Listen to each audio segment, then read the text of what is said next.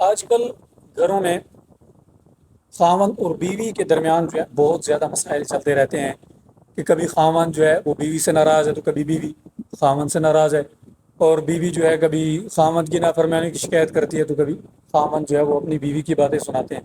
تو اس کے متعلق اس کے سلوشن کے بارے میں ایک بزرگ نے فرمایا کہ اگر کسی کی بیوی نافرمان ہے، اس کے حقوق ادا نہیں کرتی، وہ خوش اسلوبی سے ان دونوں کی زندگی نہیں گزر رہی، تو اللہ تبارک و تعالیٰ نے ترتیب وار 3 طریقے بتلائے ہیں کہ جس کے ذریعے انسان اپنی عورت کی اصلاح کر سکتا ہے۔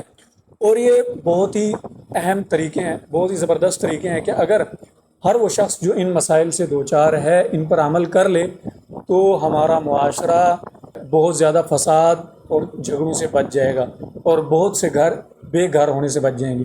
تو یہ کون سے ایسے طریقے ہیں؟ فرسٹ آف آل، سب سے پہلا طریقہ یہ ہے کہ آدمی جو ہے، انسان جو ہے، وہ اپنی عورت سے نرمی سے بات کرے، اس کی جتنی غلط فہمیاں ان کو دور کرنے کی کوشش کرے۔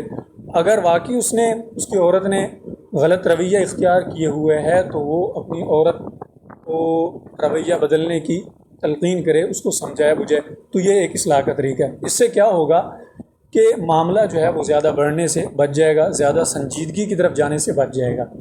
اور دوسرا سب سے بڑا فائدہ یہ کہ عورت جو ہے وہ ہمیشہ کے گناہ سے بچ جائے گی، کیونکہ جب تک خاوند اپنی بیوی سے ناراض رہتا ہے تب تک پر اللہ تعالیٰ کی لعنت برستی رہتی ہے۔ تو یہ مستقل گناہ ہے جس سے عورت بچ جائے گی، اور مرد جو ہے وہ بھی دلی تکلیف سے بچ جائے گا۔ تو اس طرح دونوں رنج و غم سے بچ جائیں گے۔ اور دوسرا طریقہ یہ ہے جو سب سے زیادہ اہم ہے کہ مرد جو ہے وہ اپنی بیوی سے کچھ دیر کے لیے، کچھ روز کے لیے علیحدگی اختیار کر لے، تھوڑی سی دوری اختیار کر لے، کہ کھانا پینا اٹھنا بیٹھنا تھوڑا سا دور کر لے۔ مطلب یہ ہے کہ تھوڑی سی ناراضگی کا اظہار کرے۔ اس سے کیا ہوگا کہ عورت جو ہے وہ اپنی غلطی کو سدھارنے کی کوشش کرے گی۔ صحیح، تو یہ بھی ایک اصلاح کا طریقہ ہے۔ اور تیسرا اور سب سے زیادہ اہم، اور اس کا جو ہے ایک معاشرے کے اندر ایک قسم کا ٹرینڈ چل رہا ہے، بہت ہی زیادہ اس کا عام رواج ہے، وہ ہے مار پیٹ کرنا۔ مار پیٹ کرنا یا تھوڑی سی بات پر میکے بھجوا دینا، یہ بہت زیادہ عام ہے۔ مار پیٹ کرنے کی شریعت اجازت تو دیتی ہے، لیکن اتنی بھی نہیں۔ شریعت کی بھی ایک حد ہے کہ خاوند جو ہے وہ اپنی بیوی کو مار پیٹ کر سکتا ہے۔ اس کی حد یہ ہے کہ عورت کے بدن پر اس مار پیٹ کا اثر اور زخم ظاہر نہ ہو، یعنی اتنی زیادہ مار پیٹ نہ کرے۔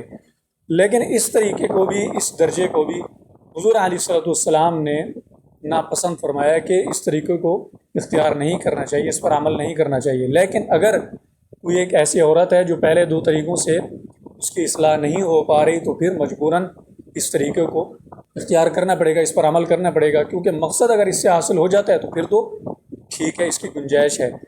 لیکن یہ طریقہ بھی شریعت کی حد میں رہتے ہوئے اس پر عمل کیا جائے۔